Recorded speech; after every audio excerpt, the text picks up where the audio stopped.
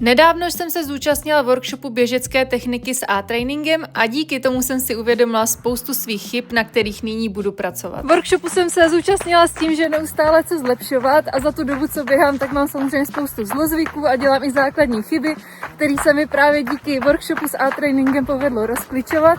A teďka mám na čem pracovat. Odnesla jsem si spoustu cenných informací a rad, díky kterým vím, na co se nyní soustředit a co zlepšovat.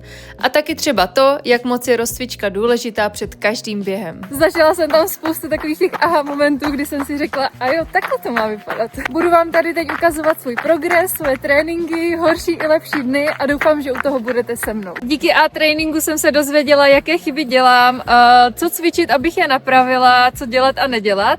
A mám velkou radost, že vám nyní můžu oznámit, že jsme se s A-tréninkem spojili a nyní mě nově pod nimi uvidíte trénovat.